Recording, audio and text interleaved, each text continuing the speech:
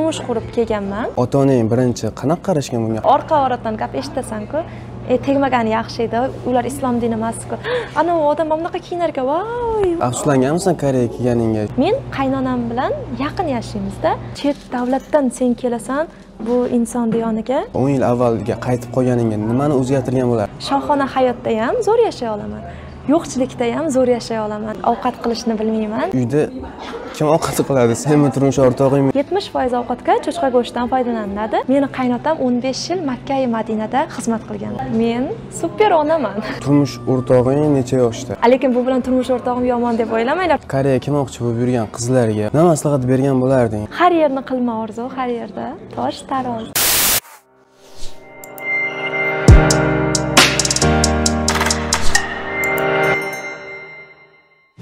Salom hammaga salom aziz do'stlar, kanalimga xush kelibsizlar. Hamda Vlogs kanalida yangi loyiha. Bu loyihani nomi hali o'ylab topmadim. Xudo xolasa keyingi sonlarda xudo xolasa birorta nom o'ylab topishga harakat qilaman. Xullas bu loyiha orqali Koreyadagi yurtdoshlarimiz bilan ko'rishib, uchrashib, suhbatlashib, ularda Koreyadagi hayoti, qanday kelgani, muvaffaqiyatlari va buni sirlari haqida suhbatlashamiz, o'rtoqlashamiz va umid qilamanki, bu loyiha sizlarga juda ham foydali bo'ladi. Va bugungi loyihamizning ilk mehmoni yosh YouTuber, qolaversa 6 yildan beri Koreyada yashab kelayotgan o'zbek qizi Moqchehra bo'ladilar. Moqchehra, xush kelibsiz. Tomoshabinlar bilan salomlashib olish mumkin. Assalomu alaykum, sizlar bilan Mira. Zo'r savollar tayyorlab kelganman va umid qilamanki, hammasiga ro'y-rost javob berasan deb. Beraman. Demak, birinchi bo'lib o'zingni yaqindan tanishtirsang. Ismim, asli ismim Moqchehra. Qisqartirib Mira qilganman. O'zbekistondan, Sirdaryo viloyati Yangiyer shahridan kelganman Koreyaga. Hozirda Koreyada yashayotganimga 6 yil bo'ladi. Hali bo'lmadi endi. Yoshim 27 da. 27 da. Xo'p, birinchi Koreyaga qanday qilib kelgansan? Koreyaga aslida o'zi yoshlikdan, bolalikdan qiziqib, hamma Koreyaga kelganlar deyarli Koreya seriallari ta'sirida kelishgan. Shularga qiziqib kelishni istaganman, o'zi keyin taqdir ekan, nasib etdi. Xo'p, birinchi o'zi kelganingda qaysi viza bilan kelgansan va hozirgi kunda vizaning turi qanaqa? O'sha kelganimda men turmush qurib kelganman. F6 viza beriladi bunda. Kelganman va 2 yil yashashga ruxsat beriladi Koreyada. Anavi ID kartiga 2 yil yoziladi. Keyin endi shu 2 yil tugayotgan paytda yana borib cho'zdirib kelib, keyin o'sha ko'p yashaganingga qarab senga o'sha ko'p muddat beradi u yerdan. Lekin yana vizani turlarini o'zgartirish ham bu senga bog'liq, xohlasang. Men esa xohlamayman hali.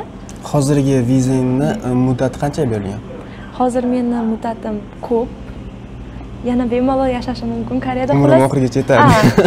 Men faqatgina saylash va saylanish huquqidan yiroqdaman, xolos. Demak, Koreya fuqaroligini olmagansan. Ha, olmaganman. O'zbekiston. Olish niyatim yo'q. Yo'q, tushunarli. Demak, birinchi o'sha Koreyaga kelganingda koreys tilini qay darajada bilgansan? Bilib kelganmisan yoki shu yerga kelib o'rganganmisan? Qanaqa bo'lgan? Koreyaga kelishdan oldin albatta tilni o'rganib kelish kerak. Agar tilni o'rganib kelishmasa, juda ham qiyin, o'zing ham bilasan.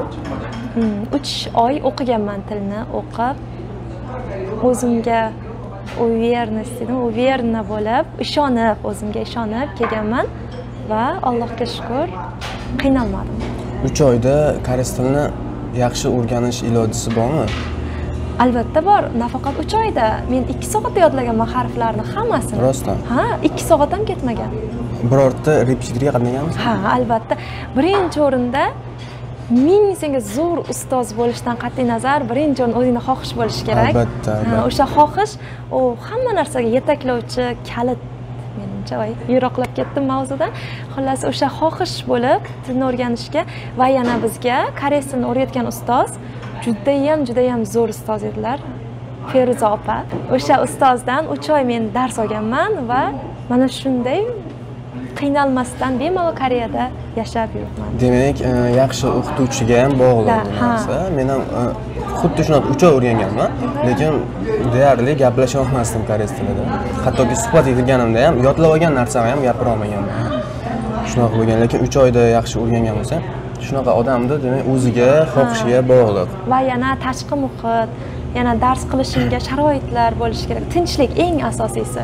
O sharoit deganda pul emas, tinchlik asosiysi. Shu va ustozing va o'zingda xohish. Shu birinchi Koreyaga kelganingda bir tanishlaring bo'lganmi O'zbekistondan? Shu Koreyada yashayotganlardan yoki hech kim bo'lmaganmi? Qarama bundayda tanish insonlarim bo'lgan, lekin bunday yaqin emasmiz. Shunchaki, mana shu inson ham shu Koreyada yashaydi. Shunaqangi tushuncha bo'ladi-ku, lekin tanish emasmiz. Shunaqangi insonlar bo'lgan, lekin hech kim bo'lmagan yaqin insondan, faqatgina oila a'zolarimiz. Qo'rqinchli bo'lmaganmi begona yurtga, begona insonlar orasiga kirib qolish? Yo'q, qo'rqinchli bo'lmagan. Bilmayman, mana shunaqangi bor menda, nimadir xususiyatmi, nima deydi, shunaqangi borki, qayerga borsam men o'sha yerga moslasha olaman va keyin hozirgi hayotim turibdi-ku, bu hayot agar yo'q bo'lib ketsa, yana qaytadan ko'tara olaman. Ishonchim bor shunga. Hamma sharoitga moslasha olaman. Moslasha olaman, chunki qiyinchilik sezmayman hech narsa. Hamma narsaga moslasha olaman. Deylik, shohona hayotda ham zo'r yashay olaman. Yo'qchilikda ham zo'r yashay olaman. Hech kim hech kimga borib dardimni aytib bunaqangi bo'lmaydilar. Qiynalmaganman.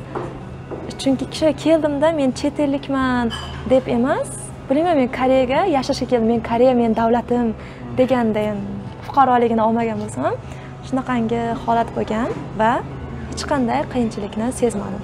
Allohga shukr. Shu o'rinda ham bitta narsani aytib o'tishim kerak. Mirani taniganimdan beri doim qachon qaramay kulib yuradi. Hech qachon bir xomush bo'lib, bir narsadan xafa bo'lganini ko'rmaganman. Doim nima deydi, hayot sevar, kulib yuradi, naborot boshqa odamlarni ham kayfiyatini ko'taradigan darajada. Zo'r gap-ku. Rahmat. Xo'p, oilada nechta farzandsizlar? Biz oilada 4 nafar farzandmiz. Akam, opam, men va ukam bor. Ular hozir O'zbekistonda, lekin kelib ketishgan Koreyaga. Faqatgina ukam kelmagan, chunki ukam balog'at yoshida emas edi, o'qishlari bilan bo'lib, endi mana 18 ga kirdi. Xudo xohlasa, nasib etsa keladi. Hozir demak, oila a'zoda faqat bitta o'zing Koreyada yashaysan. Shunaqa. Demak, ota-onang birinchi qanaqa qarashgan, bunga qarshi bo'lishganmi yoki boshida shu Koreyaga ketmoqchi bo'lganingda? Hammaligi bo'lgan, albatta turmushga chiqadimi, Koreyadan, islom dinidan emas-ku degan tushunchalar ko'p bo'lgan. Orqa-oraqdan gap eshitasan-ku, tegmagani yaxshi edi, ular islom dini emas-ku. Shunaqangidan bo'ldi-yu, lekin hech kim turib olib, yo'q, tegmaysan unday bo'lmagan. Koreys oilasi qanaqa qabul qilishgan seni? Aynan turmush o'rtog'ingni ota-onalari, umuman qarindosh urug'lari. Juda ham yaxshi qabul qilishgan, chunki turmush o'rtog'im o'zi 5 yoshidan boshlab chet ellikka uylanaman, chet el qiziga uylanaman deb o'sgan. Shuning uchun ham juda ham yaxshi qabul qilishgan va juda kutishgan. O'sha chet ellik qanday qiz bo'lar ekan deb ular, chunki tayyor bo'lishganda bunga. Va yana bitta narsa, bizda o'zi oilamiz international oilada. Meni qaynopcham Yaponiyaga turmushga chiqqan. Ya'ni turmush o'rtog'ingni opchasi. Opasi. Opasi Yaponiyaga turmushga chiqqan. Jiyanlarim yapon. Pochchamiz ham yapon shaxsi. O'zim O'zbekistondan kelganman. Bizning farzandimiz ham metis deyiladi. Metis. Shunday. Turmush o'rtog'im koreys. O'sha oilamizda bor-da, bunga qarshilik yo'q, qabul qilish bor-da oilamizda. Demak, yaxshi qarashgan, yaxshi qabul qilishgan. Juda ham kutishgan, qaysi mamlakatdan bo'lar ekan o'sha chet ellik qiz deb. Chunki yoshlikdan eshitib yurganda shu gapni. Koreyslarda baribir urf odatlari, bizni O'zbekistonda urf odatlari bilan umuman boshqa yer bilan osmonchalik. Qanday bo'lgan shu o'rganib ketishing, moslashib ketishing? To'g'risini aytsam, men emas, menga ular moslashdi ko'proq. Hamma o'zbek bayramlarini birgalikda nishonladik. Ovqat qilishni bilmayman, lekin zakaz qilishni. Hozir ham bilmaysanmi? O'zbek ovqatlarini, faqat koreys ovqatlarini. Koreys ovqatlarini. Internetga qarab, yo'q, o'zbek ovqatlarini bilmayman. Qanaqa ovqat bilasan o'zi? Menmi? Grechka qilishni bilaman. Keyin esa yana qattiqli osh pishirishni bilaman. Qattiqli osh u nima? U biladi, bilasan? Qattiq qo'shilib, nimadir sho'r oqlosh deyiladimi, qattiqlashmi, qarachi, shuni bilaman. Somsani zo'r pishiraman keyin. Chunki biz somsa sotganmiz, qatiqlar sotganmizda kichkinaligimizda. O'zbekistonda. Ha, shularni o'sha ko'rib o'sganimga ham shuni bilaman, atak boshqa ovqatlar bilmayman. Qaysi ovqatlardan? Ularda esa internetga qarab pishira olaman, hammasini pishira olaman. Zo'r emas, lekin harakat. Uyda kim ovqat qiladi? Senmi, turmush o'rtog'ingmi yoki umuman zakaz qilasizlarmi? Ha, qara. Bizni oilamizda bu bitta tushuncha borda, Koreyada erkak kishi uy ishlarini qiladi, ayol kishi unchalik qilmaydi yoki bo'lmasa erkak bilan ayol teng ish qiladi degan tushuncha bor. Rostdan ham shunaqangi oilalar ham bor. Lekin bizning oilamizda ozgina kutamizmi? Yo'q, gapiring. Lekin bizning oilamizda bunday emas. Bizning oilamizda aynan menda, chunki men shuni ko'rib katta bo'lganimga, uyda ishlarni o'zim qilsam shunaqangi yengil bo'laman. Birovga umuman qildirmayman. Hattoki qarindoshlarimiz ham kelsa-da qildirmayman uy ishlarini, o'zim qilaman. Turmush o'rtog'im kofeni ham hattoki ba'zan o'zi damlab ichadi, hamma ishni o'zim qilaman uyda. Ovqatga keladigan bo'lsak, lekin bu bilan turmush o'rtog'im yomon deb o'ylamanglar. Turmush o'rtog'im menga sharoitlar yaratib qo'ygan. Hamma narsa uyda apparat bilan qilinadi. Faqat bossam bo'ldi, shunaqangi. Lekin atak uyda ishini o'zim yaxshi ko'rib qilaman. Ovqat masalasiga kelsak, bu ko'p uyda ovqat pishirmayman. Zakaz beramiz. Qaynonam, meni mehribon onam pishirib beradilar. Lekin o'zim shu kunlarda o'zim zo'r pishiryapman, harakat qilib. Bizi dinimizda, ya'ni islom dinida cho'chqa go'shti yeyish bu taqiqlangan, lekin koreyslar deyarli bilmadim, bir 90% cho'chqa go'shti iste'mol qilishadi. Sizlarda oilalarda qanaqa? Endi bu savolga javob bersam, rostdan ham shok holatga tushasan. Bizda oilamiz, Koreyadagi oilamiz o'zi azaldan cho'chqa go'shtini yaxshi ko'rishmagan. Rostdan. Cho'chqa go'shti qo'shiladigan taomlar ko'p-ku, deyarli Koreyada 70% ovqatga cho'chqa go'shtidan foydalaniladi. Uning o'rniga faqat mol go'shtidan foydalanishgan. Yana endi men ustiga kelganman. Endi umuman cho'chqa go'shti umuman kiritilmaydigan va deyarli chiqib ketgan bizda taom ratsionimizda yo'q desa ham bo'ladi. Hozir aytding, ota-onam Koreyaga kelgan degansan. Ular demak ko'rishib, suhbatlashgan. Turmush o'rtog'ingning ota-onasi va sening ota-onang. Ha, albatta. Suhbatda o'rtada sen tarjimon bo'lasanmi? Ha, judayam qiyin bo'ladi. Rosa qiyin. O'zbek tilini koreys tilini o'zbek tiliga og'izlarim og'ib ketgan. Tinmay gapirishim kerak. Chunki qarada bir kishi, ikki kishi anavi dialog qilsa bilmaydi. Ko'pchilik birdaniga dialog qilsa, hammasini bir o'zing tarjima qilishing kerak. O'shanda qiyin bo'lgan. To'g'risini aytsam, bunaqa begona davlatga, begona odamlar orasida, begona umuman urf-odatlar, hamma narsa begona bo'lgan davlatga qo'rqmasdan tavakkal qadam tashab kelish menimcha bunga ham katta jasorat talab qilsa kerak deb o'ylayman. Turmush o'rtog'ing necha yoshda, agar sir bo'lmasa? Bu haqida gapirmaymiz. Turmush o'rtog'im haqida javob bermayman, xafa bo'lmasa. Nima ish qiladi hech bo'lmasa mana shuni? Nima ish bilan shug'ullanadi? Qurilish ishlari nazorati bilan shug'ullanadi. Qurilish ishlari nazorati bilan. Tushunarli. Demak, o'zing uy bekasisan, hech joyda ishlamaysan. O'zi umuman Koreyaga kelib bir ishda ishlab ko'rganmisan? Tajriba bo'lganmi shunaqa? Birinchidan, men hech qayerda ishlamayman emas. Men super onaman. Bu ham kasb albatta, oliy kasb. Va uy bekasiman. Keyin ustozlik ham qilaman farzandimga. Shunaqangi ishsiz emasman. Va keyin Koreyada endi chetda bo'lsa agar ishlab ko'rmaganman. Yo'q, ishlamaganman. Lekin yana bitta kichik sirni aytaman senga. Xudo xohlasa baristani o'rganib, inshaalloh kafe shop ochish niyatidaman. Mira shop. Mira kafe shopmi ish qilib nomi franshiza olmaysan, o'zingni anaqa Mira qilibman, nimadir qilib. Inshaalloh kelajakda. Ilohim niyatlaringga yetgan. Birinchi bo'lib o'zim mehmon bo'laman. Ha, albatta senga tekin. Rostdan, mana shu joyni ataylabdan kelsingman, o'sha paytda eslataman. Bo'ldi, bemalol kelaver. Xo'p, farzanding Nodirbek, o'zbek tilida ismi Nodirbek, koreys tilida Ubin. Farzanding haqida gapirsak, necha yoshda? Nodirbek 4 yoshda, o'zbek yoshda, koreys yoshda 6 yoshda. Farzandingni koreyscha ismini, ya'ni Ubin ismini kim qo'ygan? Qaynotam qo'yganlar. Ubin deb. Demak, dokumentlarda Ubin deb yoziladi, lekin Nodirbek deb hech qayerda yozilmagan.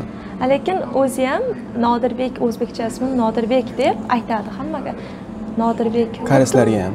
Ha. Qarindoshlarimiz hammasi hech kim Ubin demaydi. Haligi Nodirbekka o'rganib ketishgan ular. Nodirbek. Shunday. Nodirbek Koreyada tavallud topgan va o'zbek tilini o'rgatganmisan, o'zbek tilini biladimi, gaplashadimi? O'zbek tilini o'rgatib, darsday qilib o'rgatmaganmanki, o'zbek tilida muloqot ko'proq amalga oshirib, uyda demak o'zbek tilida gaplashib, sizsiro deydi-ku, o'z-o'zidan o'zbek tiliga o'z-o'zidan o'zbek tilini o'rganib ketganda, xolos. Bemalol gaplashadi. Bemalol mendan zo'r gapiradi. Rostdan. Zo'r so'zlarni biladi.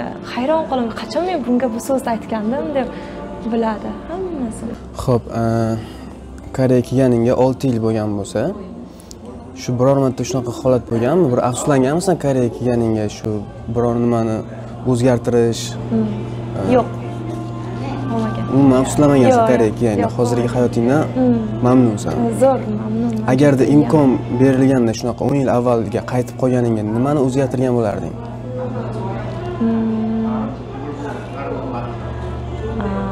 10 yil avval bo'lganda universitetni bitirardim oxirigacha.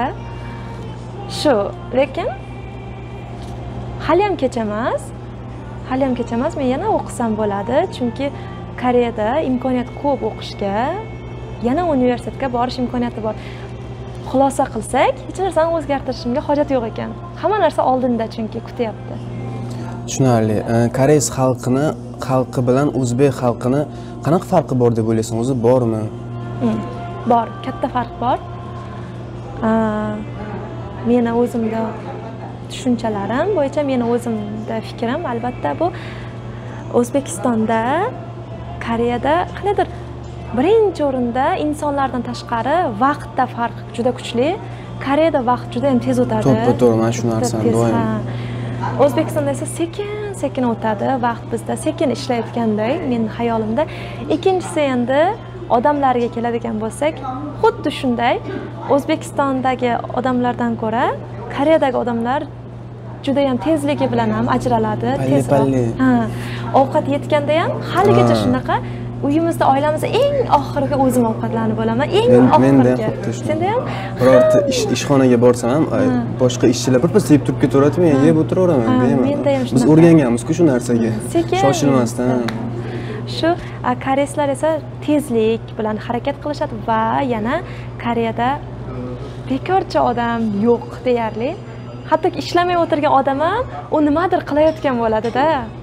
Shuning uchun ham bekorchi odam yo'qligi va kam gapligi. Keyin esa o'zlarini tutishi. Koreyada qandaydir odamlar, insonlar qandaydir haligi boshqacha. Mana misol uchun ular haqiqatni yaxshi ko'radi, yolg'onni yaxshi ko'rmaydi.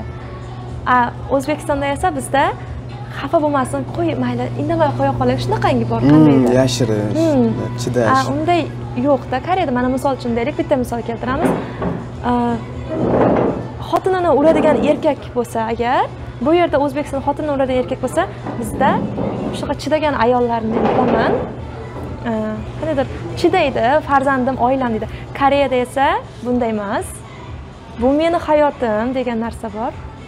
Men o'zimni hayotimda nimaga to'xtatib qo'yishim kerak? Sen kim bo'lsan degan tushuncha bor. Qandaydir va erkinlik. Har bir inson o'zini erkin his etadi. Har bir inson. Endi men bu bilan Koreyaga kelib yashaylar demoqchi emasman. Aksincha, har bir yurtning o'ziga yarasha plyus, minuslari bor. Koreyada ham plyuslari bo'lganidek, minuslari ham bor albatta. Bunga hali yana to'xtalamiz, Koreya plyus minus haqida. Koreyada endi bu savolga ko'pchilikga berganman, bu savolda hamma har xil javob beradi. Seni fikringni eshitmoqchimiz, Koreyada millatchilik qay darajada? millatchilik har bir davlatda bor. Shu kabi Koreyada ham. To'g'risini aytsam, Abbosxon ko'rmadim bunaqangini hali. Chunki uchi mana shu millatchilik bilmayman, Abbosxon menda bunaqa holat men sezmayman. Aksincha qayerga borsam hamma meni hurmat qilib, "Voy, chet eldan kelganmisiz? Voy, qaysi davlatdan kelgansiz?" Shunaqangi ko'p men ko'rganman.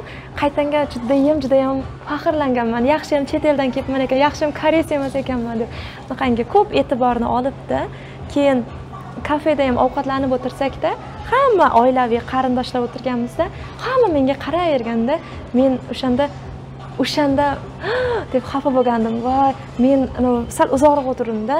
Men bir o'zim o'tirganimga, ular menga yomon qarayaptimikan deganimda, keyin sразу miyamga urib qoldi. Yo'q, men chet ellik bo'lganim uchun ular menga qarayapti. Chunki chet ellikmi, qaysi davlatdan ekan? Shunaqangi holat bo'ladi-ku.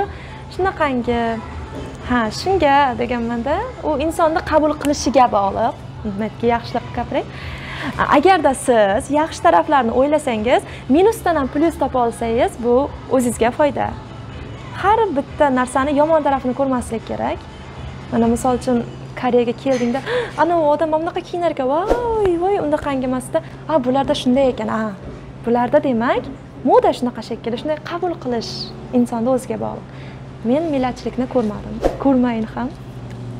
Tushunarli. Koreyslarda urf-odatlari, madaniyatni hamma yo'qini bilasanmi? Urf-odatlarni hammasini o'rganganmisan? Yo'q, zo'r. Bilmaganlaring ham bor. Albatta, bilmaganlarim ko'p. Chunki Koreyada ham, lekin bizda oilamiz qandaydir sal zamonaviyroqmi, bilmayman. Undaqangi fikr yo'q-da. Qandaydir hamma erkin bizda oilamizda, hamma erkin. Mana misol uchun men qaynonam bilan yaqin yashaymiz-da. Qaynonam biror joyga ketmoqchi bo'lsalar, meni telefon qilib chaqirsalar bo'ladi-da, olib borib qo'y desalar-da, haqlari bor, kelinlariman-ku. Unday qilmaydilar, taksi chaqiradilar yoki avtobusda ketadilar, chunki qaynonam mashina haydamaydilar. Shu bilgan urf-odatlaringni orasida eng yomon ko'rgan urf-odating qaysi koreyslarda? Koreyslardan eng yomon ko'rgan. Misol uchun, mana Qozog'istonda kelinlarni o'g'irlab ketish bo'lgan, endi oldin hozir bilmadim. Bu urf-odatlari bor, lekin buni juda ko'plar yomon ko'radi hozirgi paytda. Xuddi shunaqa Koreyada ham qanaqadir bir urf-odat bormi, seni g'ashingga tegadigan, umuman yoqtirmaydigan? Bor. Urf-odat desa ham bo'ladimi, yo'qmi bilmadim-ki. Bitta narsa bor ularda, kamtarlik. Qonlariga singib ketgan darajada kamtarliklari borki, ingliz tili ustoz koreys insonga ingliz tili o'qituvchisida ingliz tilini yaxshi bilasiz deb aytsang, yo'q, men ingliz tilini yaxshi bilmayman degan javobni aytishadi-da. Lekin aslida ingliz tilini biladi rostdan ham, o'qituvchida, chunki kasbi xuddi shunga o'xshash. Kamtarliklari juda ham kuchli. Mana misol uchun bizda men yaxshi o'qiganman deb bemalol ayta olamiz-ku. Ularda esa men yaxshi o'qiganman demaydi-da. Shunchaki qanday o'qigansiz maktabda desa, agar yaxshi o'qigan bo'lsa ham el qatori o'qiganman. Shunaqangi. Menda ham bitta ishga suhbatga borsam, koreysni yaxshi bilasan, "Qamma charayo deyman." Har doim. Bizda shunday-ku, haligi qilamiz. Mana shuni oqibatida men ko'p haligi qilganman. Shilsu xato qilib qo'yganman. Chunki Koreyada nimadir aytsang, ular aytmaydi-ku, kamtar juda ham. Sen nimadir aytsang-da, ular qanday maqtanish borasi. Men maqtanayotganday bo'lib qolaman-ku. O'shanda ko'p koreys opchalarimga gapirganimda, misol uchun, koreys tilini yaxshi bilasanmi desa, "Ha, men zo'r bilaman" deganman. Qancha o'qigansan? 3 oy o'qiganman degan. 3 oy? Hayron qolgan. 3 oyda zo'r bilish mumkin-ku-na deb hayron qolganda, ularning nazarida yo'q, hali bilmayman. Shunaqangi javob aytishdi. Ular shunaqa javob kutishadi. Qani ular o'zlari juda ham kamtar, meni tushuncham bor yana ham. Menga ham bir marta direktga bitta odam yozdi. Qanaqadir bir savol berdi. Aka, koreys tilini вообще zo'r o'rganganman, zo'r bilaman. 1 oy o'qidim. 1 oymi, 1 haftami degan, 1 oy o'qiganman, вообще koreysni zo'r bilaman. Mana qanday qilsam bo'ladi deb yozganda, hayron qolganman, qanday qilib 1 oyning ichida koreysni zo'r o'rganish mumkin deb. Bizda ham bu qon-qonga singib ketgan. Koreyslarda bo'lgan kabi. Hozir mavzudan yiroqlashib ketdik. urf odat haqida savol bergandim, lekin sen odamlar haqida gapirding. Urf odatlardan qarada bilmayman, Koreyani boricha qabul qilganman-da. Men hech narsani o'zgartirmasdan, bu Koreya deb qabul qilganligim uchun ham urf odatlarni yomon deb ayta olmayman. Yomoni yo'q men uchun. Shunday yomonini sezmadim, hali sezmadim. Balkim kelajakda sezmasam agar, hozircha sezmadim. Xo'p, Koreyani 3 ta plyusi va minusi. 3 tadan? 3 tadan. Plyusimi? Odamlar bandligi. Ikkinchisi, hech kim bilan ishi yo'qligi, g'iybat yo'qligi. Uchinchisi esa go'zallik ko'p insonlarning qalbida. Men shunday deb o'ylayman, yomonlikni. Menimcha plyus tomonni gapiradigan bo'lsa ko'payib ketadi. Ha, juda ham ko'p. Minus taraflari esa, minus taraflari chet elliklarga tilni bilmaydi deb o'ylab, haligilar koreyslar panimal, ya'ni senlab murojaat etishlari, shunisi minus. Keyin yana minus. Ha, qarindoshlar ko'p yig'ilmasligi. Oldinlari minus edi menimcha, hozir esa o'sha moslashib ketdim. Minus emas. Oldinlari minus edi. Qarindoshlar ko'p yig'ilmasligi. Bu ham albatta bandlikdan, hamma bandligidan. Ha, hamma bandligidan, bir-birini yomon ko'rgandan, yuz ko'rmaslikdan emas albatta. Keyin yana bolalar baxtli bola bo'lib emas, ko'p dars qilaverishi, shunisiga men achinaman. Bolalar o'ynab, bola bo'lib, yiqilib, o'sib, kiyimlari kir bo'lib, shunaqangi o'sgani bu bolada axir toza yurib, faqat o'qishga borishlari, yoshlikdan o'qitishadi-ku. Shunisi minus. Bolalar ko'p o'ynasaydi. Tushunarli. Koreys tilini o'rganmoqchi bo'lib yurgan insonlarga nima maslahat bergan bo'lardingiz? Aynan qaysi yo'lda tutsa koreys tilini tez va oson o'rganishi mumkin? Bu savolni ko'pchilik mendan ham so'rashgan. Ularga bittagina javobim bor. Aslo puldan emas, tilni o'rganish uchun pul muhim emas, bu birinchidan. Ikkinchidan, siz o'zingizda xohish bo'lishi kerak. O'zingizga xohish bo'lsa agar, hammasiga yo'l topiladi. Xohish bu kalit hisoblanadi har bir narsaning. Shuning uchun ham birinchi o'rinda xohish, ikkinchi o'rinda sabr. Sabr va ishtiyoq. Keyin esa endi bu prosta ichki kechinmalar, psixologik tavsiya. Endi to'g'risini bunday aytadigan bo'lsam, real tarzda koreys tilida ko'proq dramalar, seriallar ko'rishni tavsiya etaman va ko'proq qo'shiqlar tinglang va tinglaganda qo'shilib birgalikda kuylang. Ham talaffuzga ham yaxshi, ham yangi so'zlarni eslab qolasan. Xo'p, har bir insonni hayoti o'zining qo'lida va uni qay tarzda olib borishi bu faqat o'zi hal qiladi. Bizda esa haqqimiz yo'q, bu to'g'ri, bu noto'g'ri deyishga va shunday ekan Koreya kelmoqchi bo'lib yurgan qizlarga, xoh u o'qish taraflama bo'ladimi, xoh ish taraflama, xoh turmushga chiqish, nima maslahat bergan bo'larding? Kelishsa bo'ladimi yoki maslahat bermaysanmi buni? Qara, har bir insonda nimadir so'rasang, har bir inson o'zidan kelib chiqib javob beradi bunga. Birovning fikriga suyanib qolib ish tutish bu yaxshi emas. Albatta inson o'zida fikr bo'lishi kerak. Misol uchun men yaxshi deb tursam, "Voy, mana bu yaxshi dedi, borsam bo'lar ekan" deb kelsa-yu, boshqacha hayot bo'lsa, u ham bo'lishi mumkin. Shuning uchun ham eng avvalo ko'pni ko'rib, tinglab, fikr qilib, eng avvalo qalbingizga quloq solishni maslahat berardim. O'qishga keladigan qizlarga esa yo'l ochiq. 17-chi xohlagan vaqtingiz o'qisangiz bo'ladi. Lekin oila masalasida esa juda ham ko'p qattiq o'ylash kerak. Chunki oila baribir eng murakkab narsa bu oila hisoblanadi. Tim bo'li chet davlatdan sen kelasan, bu inson yoniga bir-birini tushunish, juda ham sabr, juda katta sabr kerak bo'ladi. Keyin til emas, bizning dilimiz to'g'ri kelsa bo'ldi degan tushuncha ham yo'q. Bu tushuncha ham unchalik o'z tasdig'ini topmagan. Til bu dilni ochib beruvchi kalit hisoblanadi. Albatta til muhim. Shuning uchun ham xullas har yerni qilma orzu, har yerda tosh tarozi.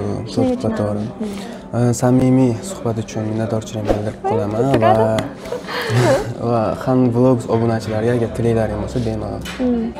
Khan Vlogs obunachilariga omad tilayman. Har biringizga omad, Koreyaga muhabbatlaringiz so'nmasin.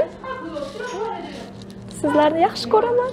Do'stlar, umid qilamanki ushbu video sizlarga foydali va qiziqarli bo'ldi. Agar o'zingizni qiziqtirgan savollaringiz bo'lsa, kommentariyaga bemalol yozib qoldirishingiz mumkin. Va ushbu loyihani, ushbu ko'rsatuvga qanaqa nom bersak bo'ladi? Albatta kommentariyaga yozib qoldiringlar. O'zingizlarning fikringizni, o'zingizlarning variantlarini va ularning orasida eng yoqqanini tanlab, mana shu ko'rsatuv, mana shu loyihani nomi qilib qo'yamiz va videoga bitta like bosib, kanalga obuna bo'lmagan bo'lsangiz, hozirning o'zida pastga tushib, podpisatsiya tugmachasini bosib, kanalga obuna bo'lib qo'ysangiz va yonida qo'ng'iroqcha ham bor va o'sha qo'ng'iroqchaga bosib qo'ysangiz, bizni yangi video chiqarsak, birinchi bo'lib sizga yetib boradi. Shuning uchun kanalga obuna bo'lish hozircha bepul. Shuning uchun hozirning o'zida kanalga obuna bo'ling. Biz esa sizlar bilan xayrlashamiz. Sizlar bilan doimgidek Khan Vlogs va ilk bora Moqchexra bo'ldi. Moqchexraga ham o'z minnatdorchiligimizni bildirgan holda sizlar bilan xayrlashamiz. Kuningiz xayr bo'lsin. Keyingi videolarda ko'rishguncha xayr do'stlar.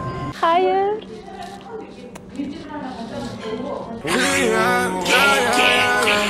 Khan Vlogs.